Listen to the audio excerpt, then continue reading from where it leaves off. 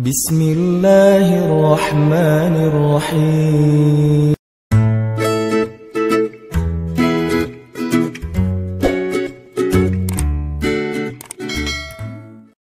Ustadz, saya mau curhat, tolong kasih masukannya Ustadz. Saya lagi dekat sama beberapa laki-laki. Ini berarti kan cewek kan? Laki-laki itu ingin serius sama saya. Bagaimana biar saya bisa memantapkan hati agar tidak salah memilih? Terima kasih Ustadz. Enak ya, tinggal milih. Masya Allah, barakallah fiik. Tapi jangan berlebihan dekatnya, karena itu jadi sumber fitnah.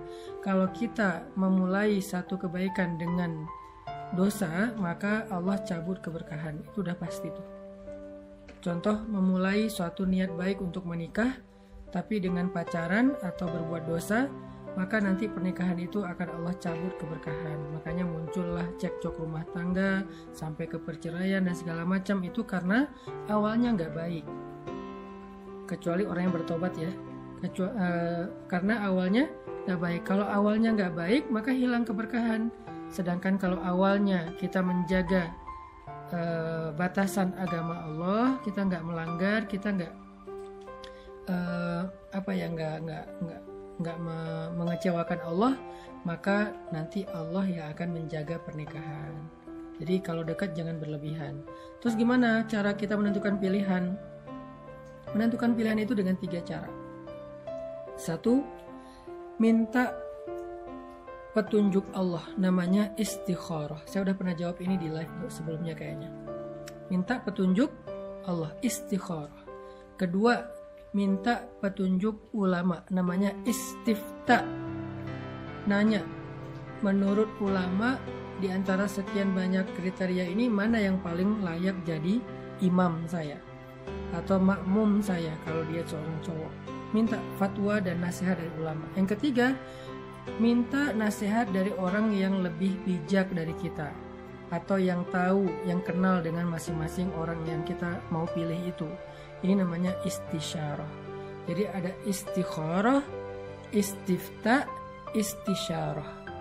Meminta petunjuk Allah, meminta petunjuk ulama, orang yang lebih berpengalaman atau lebih bijak. Dengan kayak gitu, mudah-mudahan kegalauan kita akan berkurang. Kemudian ada lagi yang nanya,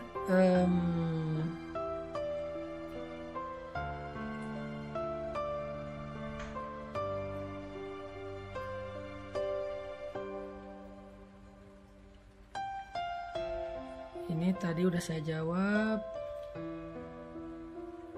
Ini aja nih, Ustadz, rumah tangga saya di ujung tanduk. Setiap hari suami saya selalu mengancam untuk menceraikan saya. Yang terakhir dia bilang sudah ngurus ke pengacara untuk proses cerai dan kemungkinan sidang bulan ini. Namun saya masih belum mendapatkan bukti bahwa dia sudah mendaftar atau belum. Awal cerita saya memang istri yang keras. Saya bukan terlahir dari keluarga yang islami. Wawasan saya tentang Islam dan sikap suami ke istri saya nggak banyak tahu. Saya semena-mena dengan suami saya. Hijrah saya mulai meninggalkan pekerjaan dan banyak belajar mengenai Islam sampai akhirnya saya mendapat ujian hijrah. Suami saya ketahuan TTM-an dengan wanita lain. Jujur Ustadz, saya sempat memukul dia gara-gara rebutan HP pengen tahu isi WA dia dengan wanita teman kerjanya itu. Saya sempat bertemu dengan wanita itu bertiga dengan suami saya, dan ternyata hubungan mereka masih berlanjut sampai akhirnya ayah saya yang bertemu dengan wanita itu dengan suaminya. Suami saya marah besar. Setelah semua selesai dan saya mencoba melupakan semuanya, mendekatkan diri kepada Allah, hingga perang batin suami saya dimulai. Sikapnya sangat semena-mena terhadap saya dan kekeh untuk bercerai. Segala upaya sudah saya lakukan, dari pihak keluarga pun juga sudah, tapi tetap tidak merubah sikapnya dan tetap ingin menceraikan saya. Saya masih punya anak kecil, Ustadz, umur 2 tahun. Segala upaya sudah saya lakukan. Saya dihina, saya ditinggalkan tanpa pamit, bahkan sempat dihalang-halangi untuk beribadah.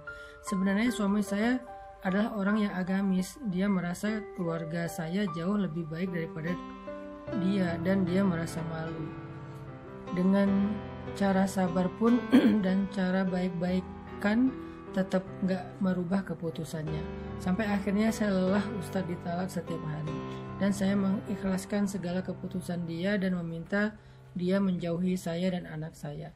Sebenarnya apa yang harus saya lakukan Ustadz? Bahkan di saat terakhir pun dia selalu membela wanita TTM-an tersebut yang saya lelah Ustadz.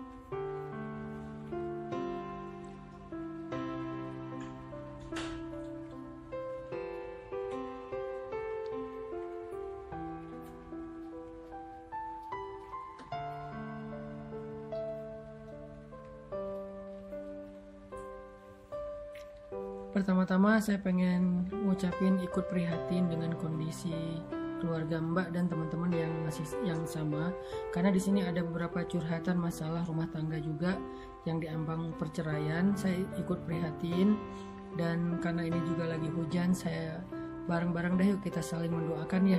Kita doakan semoga Allah melapangkan dada kedua suami istri, kemudian memberikan petunjuk kepada mereka, mengangkat masalah mereka, menggantinya dengan kebaikan.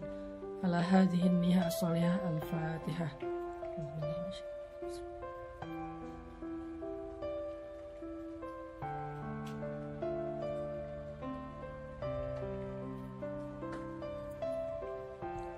Saya nggak bisa ngomong apa-apa karena semua yang memang harusnya dilakukan oleh Mbak udah dilakukan. Doa udah, ibadah udah, bersabar udah, menjelaskan ke suami udah, mencari penengah dari masing-masing keluarga juga udah. Bukan kita yang menentukan kesudahan dari suatu masalah, bukan kita yang menentukan kapan masalah itu akan selesai. Allah yang menentukan. Allah yang lebih tahu kapan dan bagaimana masalah itu akan selesai. Kita hanya berikhtiar semampu kita mencari jalan keluar yang kita tahu. Tapi kita sama sekali tidak menentukan akhir dari sebuah perjalanan. Kita nggak menentukan sama sekali ujung dari sebuah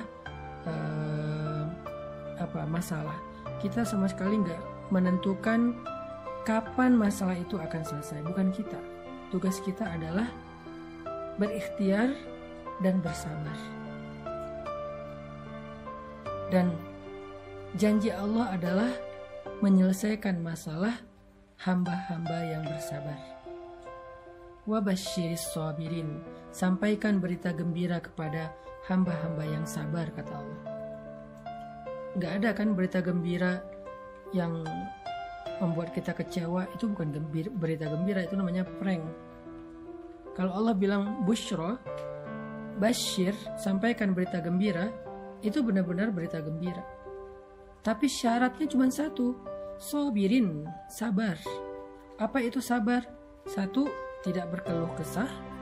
2, tidak melenceng dari jalan Allah, gak berhenti beribadah, gak berhenti berdoa, gak berhenti taat. Dan 3, tidak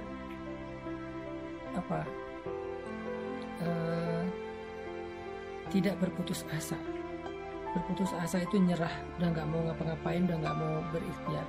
Jadi syarat sabar itu 3. 1, tidak berkeluh kesah. 2, tidak keluar dari ketaatan, tetap taat. Jangan sampai gara-gara kita dapat masalah, kita kecewa sama Allah, terus kita jadi gak taat, itu berarti gak sabar. Dan yang ketiga, tidak berputus asa. Arti tidak berputus asa itu gak berhenti untuk ikhtiar, gak berhenti untuk berusaha yang terbaik dan berharap yang terbaik. Jadi cuman itu syaratnya, sabar. Sehingga kalau kita udah memenuhi syarat itu, sabar, dan Allah lah yang menilai kesabaran kita. Bukan kita ya yang menilai kesabaran, tapi Allah. Kita tuh kayak murid. Mana ada murid yang menilai diri sendiri kan? Kita tuh lebih rendah daripada murid. Murid itu masih lumayan. Kita tuh hamba, budak. Budak itu tidak punya hak. Budak itu nggak bisa protes. Nah, cuman tuan kita adalah sebaik-baik tuan. Kalau budak itu memiliki tuan yang jahat, kayak Bilal punya tuan Umayyah bin Khalaf. Kalau kita tuannya adalah Rabb pencipta alam semesta, dan dia Rahman, Rahim, Latif, Rauf, dan seterusnya. Sehingga untuk menentukan kapan akhirnya dan seterusnya. Enggak, Allah yang akan menentukan. Kita nggak perlu menilai diri kita, Allah yang menilai. Kita nggak bisa bilang saya udah sabar, berarti kita menilai diri kita sendiri kan, menilai kalau diri kita itu udah sabar kan gitu, menilai bahwa kita itu udah layak. Kita jangan menilai diri sendiri. Tugas kita tuh cuma ikhtiar, sabar, nanti Allah yang nilai. Dan gak usah khawatir, Allah tuh gak pernah salah nilai. Gak mungkin Allah ngasih kita nilai C padahal kita A+. Gak mungkin Allah ngasih kita gelar orang yang berputus asa padahal selama ini kita itu udah sabar banget. Gak mungkin. Karena Allah itu maha teliti, Allah itu maha bijaksana, Allah itu maha tahu, Allah itu maha adil. Jadi gak mungkin salah menilai gara-gara kayak nggak serak aja sama kita, nggak mungkin. Maka karena kita yakin Allah itu maha adil, maha bijaksana, maha teliti, maha tahu, insya Allah penilaian Allah itu adalah penilaian terbaik. Apakah kita udah sabar atau belum, biar Allah yang menilai, bukan kita. Nanti kalau menurut Allah kita udah disebut orang yang sabar, maka Allah akan tunaikan janjinya, busyra wa basyiris sabirin, sampaikan berita gembira kepada orang yang sabar. Jadi saya nggak bisa ngasih masukan apa-apa karena semua yang harus dilakukan udah dilakukan sama Mbak ini. Tinggal kuatkan kesabarannya Mbak. Mudah-mudahan Allah akan menilai Mbak sebagai orang yang sabar, lalu diberikan kejutan yang nggak pernah terduga-duga. Tingkatkan lagi ibadahnya, banyakin lagi sedekahnya, banyakin lagi istighfar atas dosa-dosa di masa lalu, karena tidaklah seseorang mendapatkan masalah dalam hidupnya salah satunya kecuali karena dosa-dosa. Mudah-mudahan dengan banyak istighfar dan taubat, semakin berkurang dosa, semakin berkurang masalah.